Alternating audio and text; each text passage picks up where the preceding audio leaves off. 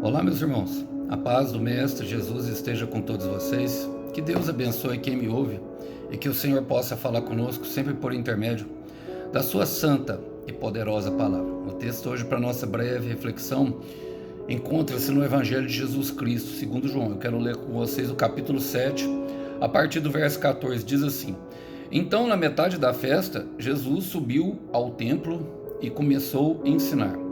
Os judeus que estavam ali ficaram admirados com as novidades. Como ele sabe sem ter estudado? Perguntaram. Jesus lhes respondeu: Minha mensagem não vem de mim mesmo, vem daquele que me enviou.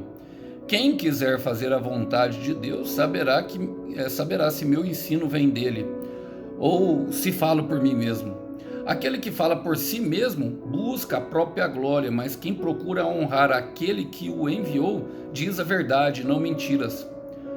Moisés lhes deu a lei, mas nenhum de vocês obedece a ela. Então por que procuram me matar?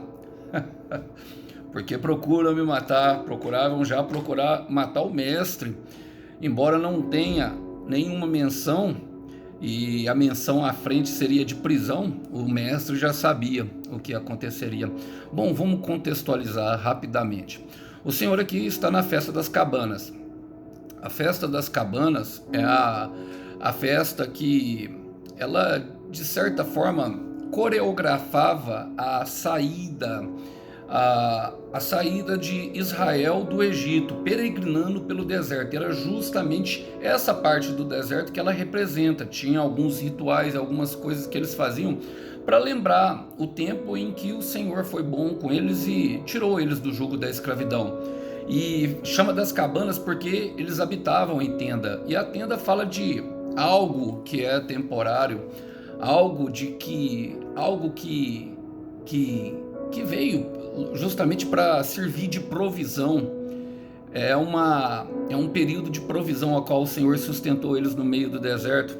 João 1,14 diz que o Senhor tabernaculou entre nós, na versão original da palavra, ou fala, o verbo se fez carne. Ou seja, o homem Deus se fez carne, e esse corpo nosso é uma tenda, ele é provisório, nós não estamos aqui para sempre e nem estaremos. Mas eu quero fazer algumas aplicações pertinentes a esse texto, e chegou ali na metade da festa e foi aonde eu comecei a ler. E no versículo 14 fala: Então na metade da festa, Jesus subiu ao templo e começou a ensinar. Irmão, é no meio da festa. É justamente no meio que o Senhor vem para nos ensinar. É no meio do caminho. É muito bom, sabe, quando nós recebemos a promessa. É muito bom quando o Senhor vem e fala para nós o que vai acontecer, aquela visão de futuro. E na verdade o visionário, eu já falei para vocês, é aquela pessoa que foi até o futuro e veio aqui no presente para contar. Mas muitas vezes nós queremos ficar lá, justamente para interromper o meio da festa, o meio do caminho. Para Jesus é uma festa. Por quê? Lucas 15, nós sabemos da parábola tanto da dracma perdida, como da ovelha perdida, como do filho pródigo. Ambas as três, quando houve o arrependimento, houve festa. Houve uma festa no céu. Então para Jesus é uma festa o meio do caminho. Por quê? Porque ele está promovendo justamente isso em nosso coração. É no meio do caminho que a dificuldade se apronta. Eclesiastes capítulo 7, versículo 10 fala que é melhor o final das coisas, e é muito bom mesmo, meu irmão. É muito bom quando nós ingressamos numa faculdade e o final da faculdade é a formatura, mas nós temos que passar no meio do caminho. Quando nós passamos o vestibular também é uma vitória, mas o meio do caminho vem o dinheiro com xerox, nós temos que gastar muito dinheiro com transporte, com translado até a faculdade, as dificuldades, os trabalhos, só Deus sabe. Quando ingressamos num trabalho novo e temos uma perspectiva de promoção, é muito bom, porque temos aquela promessa de poder subir de cargo e aumentar o salário, mas no meio do caminho é onde vem o aprendizado. Quando recebemos uma promessa do Senhor de casamento, ou conhecemos uma pessoa e começamos a namorar, no começo é mil amores, até nós descobrirmos que a pessoa também tem defeitos. E o final, para nós cristãos, logicamente, é o casamento, mas tem o meio do caminho. O meio do caminho é de conhecimento um do outro. E terá frustrações, decepções, como alegrias também, sim, mas é o onde o Senhor ensina a nós é justamente no meio do caminho. Quero ler com vocês um texto que está em Lucas, capítulo 6, no versículo 8. Ali o Senhor cura o homem da mão mirrada.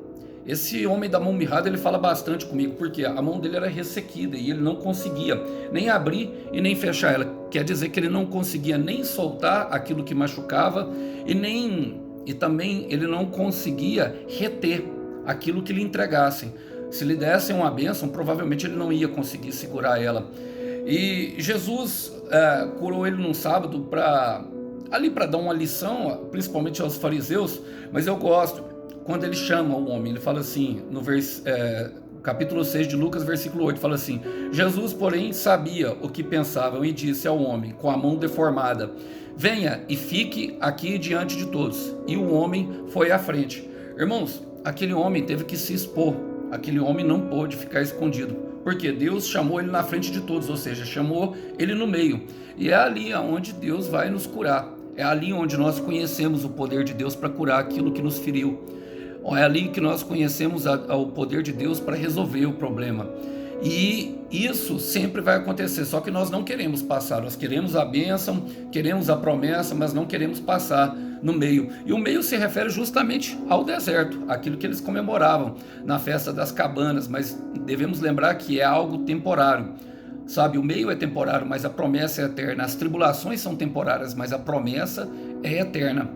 Olha, eles falam assim: os judeus que estavam ali ficaram admirados ao ouvi-lo. Como ele sabe tanto sem ter estudado? Perguntavam. O mesmo aconteceu com os discípulos. Em Atos capítulo 4, versículo 13, os fariseus se admiraram de ver simples pescadores pregar com tanta eloquência. Era uma verdade que eles carregavam, mas eles mesmos chegaram à conclusão: eles andaram com o Nazareno. E precisamos entender essas coisas. Por quê? Porque Deus, ele nos causa espanto, irmãos. Ele nos causa admiração. Essa admiração aqui é um espanto, é algo a qual deixa os nossos inimigos perplexos, pensando em tudo o que aconteceu conosco.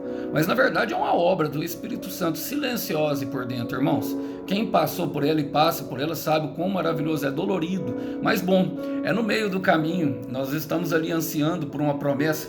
Quero ler com vocês porque um rei, grande rei, Nabucodonosor, vivenciou isso olhando para Daniel. Na verdade, para os três homens, Sadraque, Mesaque e Abidnego, quando lançaram eles na fornalha. Em Daniel 3, capítulo 24, fala assim: mas logo depois o rei Nabucodonosor, alarmado, levantou-se e perguntou aos seus conselheiros: não foram 3 os homens amarrados que nós atiramos no fogo? E muitas vezes eles não entendem, irmãos, não entendem, porque Nabucodonosor olhou e aqueles homens passeavam e lançaram 3. Os que lançaram morreram, e a hora que ele olhou tinha 4, e ele ficou totalmente admirado, totalmente espantado, tanto que o final desse episódio é ele fazer um decreto a qual todos deveriam adorar o Deus de Sadraque, Mesaque e Abidnego. E esse é o tipo de espanto que Deus vai trazer para a nossa vida, irmão. Esse é o tipo de espanto que Deus vai trazer para a nossa vida, minha irmã. Então, suporte o processo e Deus honrará a sua fé. Ele lhe dará a capacidade de surpreender os outros. É isso que o Senhor faz. Ele causa espanto. No versículo seguinte, no versículo 10, fala assim, Jesus lhe respondeu. E Jesus sempre nos responde, irmão. Jesus sempre nos responde. Por mais que nós tenhamos dilemas interior, ansiedade da alma, às vezes é porque nós não paramos para ouvir o Mestre, irmãos. Nós ouvimos muitas pessoas, ouvimos quem não devia ouvir, olhamos para onde não devemos olhar, até fazemos alianças e saímos com quem não deveríamos sair. Arrependemos depois, a culpa toma conta do nosso coração, mas a resposta o Senhor sempre dá. E qual que é a resposta? Ele fala assim, minha mensagem não vem de mim mesmo, vem daquele que me enviou, ou seja, vem de Deus. A resposta, irmão, é Ele mesmo. Eu sei, parece um pouco estranho, mas é a verdade. A resposta sempre é o Senhor mesmo. Em João 15, um pouco mais para frente, ele olha para os discípulos e fala assim, eu sou a videira verdadeira. No versículo 5 ele fala assim, sem mim nada podeis fazer. Em João 3, versículo 27, o próprio João Batista declara aos seus discípulos, fala assim: nada pode ser dado ao homem se do alto não vier. E muitas vezes nós caçamos, e aqui em Minas Gerais fala caçar a Ana, e eu não sei de onde vem essa expressão não, mas deve ter um motivo. Bom, nós caçamos a Ana com a nossa própria mão, ou seja, nós fazemos com a força do nosso próprio braço. Quando a nossa tarefa, irmãos, é apenas obedecer e descansar. A obra que o Senhor faz em nós e toda promessa vem da parte dele. Ele se responsabiliza. Ele está trabalhando no nosso coração. Precisamos descansar na palavra que o Senhor dá para nós, para que nós possamos vivenciar momentos bons. Olha, ele continua no versículo 17, eu li o 16. Fala assim, ó, quem quiser, e aí agora ele coloca como opcional, quem quiser fazer a vontade de Deus, saberá se meu ensino vem dele ou falo por mim mesmo. Quem quiser, irmão, quem quiser, é opcional, irmãos. E em poucos casos, como por exemplo, e isso está mais para exceção como para regra, são pessoas escolhidas com um firme propósito, a qual o Senhor coloca dentro do coração dessas pessoas, como por exemplo Jonas e Jó. Eram pessoas a qual Deus confiava. E Jonas, Deus tinha um propósito com ele. Deus mesmo lutou para que Jonas cumprisse o propósito, que era pregar para Nínive. E Jó, Deus entregou ele na mão, mas isso está mais para exceção do que para a regra. A regra, irmãos, é quem quiser fazer a vontade de Deus. A regra é essa, sabe? Deus não vai forçar ninguém a fazer nada, não vai. Não existe essa história. Esse é o próprio Senhor Jesus falando. Nós precisamos, sabe, compreender Ele, porque essa decisão, quando nós decidimos seguir por Ele, e Ele sempre vai nos dar a opção, só que precisamos entender, em Jeremias 21, versículo 8, ele fala, escolham hoje entre a vida e a morte, e a vida, logicamente, está em Jesus. Ele é o zoe de Deus, é a vida que flui. Em João 1,4 fala que toda a vida estava nele. E precisamos entender, porque quando nós decidimos por ele, o que gera em nosso coração é justamente discernimento. Por quê? Ele fala, quem quiser fazer a vontade de Deus, saberá que meu ensino vem dele, e não falo por mim mesmo. Terá discernimento, irmão. Terá discernimento das coisas espirituais. Conseguirá julgar, conseguirá fazer, conseguirá entender. Eu quero ler com vocês um versículo que está justamente em Provérbios 24, versículo 3. Porque quando nós começamos a caminhar no deserto, uma das coisas que nós vamos adquirir é sabedoria, irmãos, mas nós precisamos também do discernimento. O discernimento é saber o momento e como aplicar a sabedoria. A sabedoria fala de tempo e modo, na verdade, e o discernimento fala de entender com quem devemos utilizar o quê, se é assim que eu posso falar.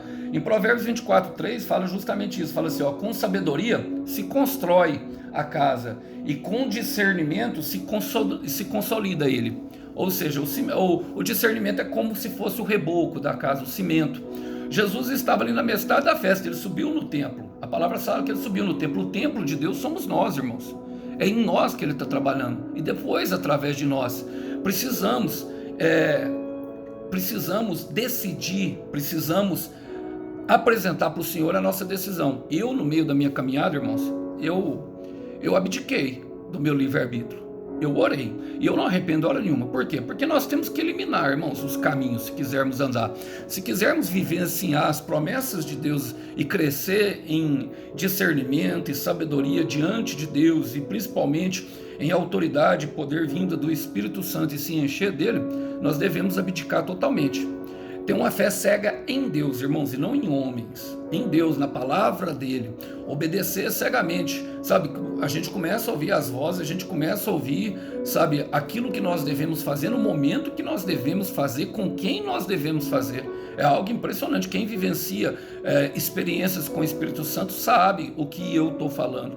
É uma entrega. Eu orei, falei, não quero mais livre-arbítrio. Por quê? Irmãos, quando nós temos opções, por exemplo, o Senhor me prometeu um casamento, aí eu tenho umas opçõezinhas lá no WhatsApp, o que vai acontecer? Uma hora ou outra a carência vai bater, irmão.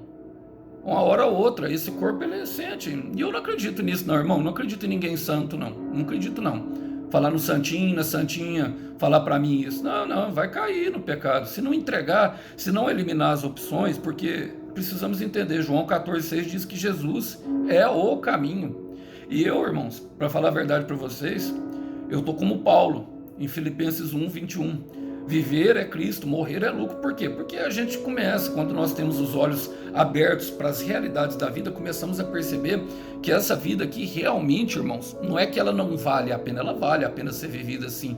Só que nós começamos a perceber que o que nos espera do outro lado é muito maior. E eu quero ir do outro lado, irmão, um lugar onde a vida seja leve, um lugar onde eu não tenha mais medo, sabe, de tocar os chãos e nem medo de cair. É disso que eu estou falando. Então, esse discernimento ele vem justamente para isso, para entendermos a eternidade que é gerada dentro do nosso coração através do Espírito Santo. E ele fala: aquele que fala por si mesmo busca a própria glória, mas quem procura honrar aquele que o enviou diz a verdade e não mentiras. Irmãos, precisamos entender agora por quê. Verdade e mentira, saber o que é e o que não é. Olha, eu vou ler de novo esse versículo para vocês verem. Ele fala: aquele que fala por si mesmo busca a própria glória, mas quem procura honrar aquele que o enviou diz a verdade, não mentiras. Está falando de Deus, aquele que o enviou. Quem nos envia é Deus. Agora, há uma tendência bastante humana, irmãos. Nós procuramos os nossos próprios interesses, isso eu chamo de egoísmo. Nós tentamos dominar as pessoas e isso eu chamo de queremos ser superiores uns aos outros e usamos métodos às vezes bastante agressivos nessa tentativa. Agora, isso é uma tentativa de honrar a si mesmo e não honrar aquele que nos enviou, aquele que nos fez, a Deus. Quando nós tentamos honrar a Deus, nós descobrimos a verdade. E o que acontece, irmão? O discernimento, por isso, gera aquilo que eu chamo de espiritual visão, a abertura dos olhos espirituais, para que nós possamos enxergar. A maioria das pessoas, irmãos, e essa é a maior arte do diabo. Porque, irmão, o pecado ele não destrói de uma vez a pessoa. O pecado ele destrói lentamente. Quando eu comecei a usar cocaína, irmão, eu cheirava uma carreira, a gente chama de dar um tiro, eu dava um tiro uma vez a cada 6 meses, depois de um tempo passou para 3 meses, depois 1 mês, depois todo final de semana, depois todo dia e depois toda hora. E quem fala que controla o pecado é mentiroso, está se enganando a si mesmo, não tem controle o pecado. O diabo ele não tem, pressa de te destruir. Eu já falei isso e vou repetir. É como se ele pegasse um alfinete e começasse a lapidar um muro, até chegar o momento certo dele chegar a voadora nela para colocar ela no chão, para colocar aquele muro no chão. E é assim que ele faz com as nossas fortalezas. O pecado produz em nós todas as doenças psicomáticas e outras. E eu não estou aqui colocando a questão da patologia não, porque Jesus sentiu depressão na beira e ele nunca pecou, mas eu creio que é justamente o peso do nosso pecado que estava sobre ele. Então, às vezes, quando nós estamos fazendo a vontade de Deus, às vezes nós vamos sentir meio triste, mas Eliseu ficou com medo de Jezabel e ficou e Elias ficou triste, se escondeu na caverna depois de uma luta. Então, assim, não posso dizer, não tem uma patologia, algo específico que define o que uma pessoa fica deprimida ou ansiosa. A ansiedade vem por diversos fatos, mas a verdade é que o pecado, irmãos, é uma porta aberta para que tudo isso entre dentro do nosso coração. E como nós não vemos a colheita, nós continuamos a pecar. Por quê? Porque o diabo oferece pecado para aliviar a dor do outro pecado, e isso vai nos enchendo de culpa, o coração vai ficando pesado. Mas se nós decidirmos pelo Senhor, nós teremos discernimento, e o discernimento abre a espiritual visão, nós podemos enxergar e deixar de ter medo do futuro. Quero ler com vocês um versículo que está em 2 Reis, capítulo 6, no versículo 16. Eliseu fala assim para o seu servo: não tenha medo, disse Eliseu, pois do nosso lado há muito mais do que do lado deles. Então Eliseu orou: ó Senhor, abre os olhos dele para que ele veja. O Senhor abriu os olhos do servo e ele viu as colinas ao redor de Eliseu cheias de cavalo e carros de fogo. Oh glória! Irmãos, A espiritual visão, não estou dizendo que você vai ver carruagens, não, não é isso não, mas nós conseguimos enxergar o mal e conseguimos entender que a palavra de Deus é boa para nós. Logicamente, o convencimento, irmãos, do arrependimento é uma obra do Espírito Santo. Eu não tenho poder de convencer ninguém, isso é uma tentativa chula e pífia, a qual nós vamos fracassar toda vez tentando convencer uma pessoa. É ela que decide, o livre-arbítrio Deus colocou para ele. E quer saber? Eu já falei para vocês, não tenho o livre-arbítrio como uma bênção. Quando nós sabemos quem é que luta por nós, nós temos prazer em nos entregar para Ele. E nós vemos a nossa vida mudar paulatinamente. Por quê, irmãos? Porque tem uma colheita antiga que precisamos colher ela. Para quê? Para aprender.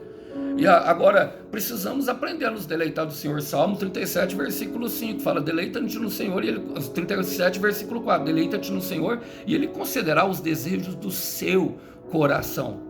Agora, quando nós temos a ciência de que Deus é mais forte, de que Ele luta por nós e que no final nós venceremos, irmão, não importa o quanta dificuldade tenha no meio do caminho, quantas angústias nós passamos, nós ficamos mais confiantes e mais corajosos. Assim como Ele falou para Joé, seja forte e corajoso. Então eu estou pregando aqui para pessoas que estão com medo de não conseguir chegar no final, porque começaram a enfrentar a dificuldade do meio do caminho. Estou pregando aqui para pessoas que sabe, por um triz, tem pensado em desistir, não uma vez no dia, mas 10 vezes, porque um dia acorda parecendo uma muralha impenetrável, mas no outro dia acorda totalmente fraco e sem vontade de levantar da cama.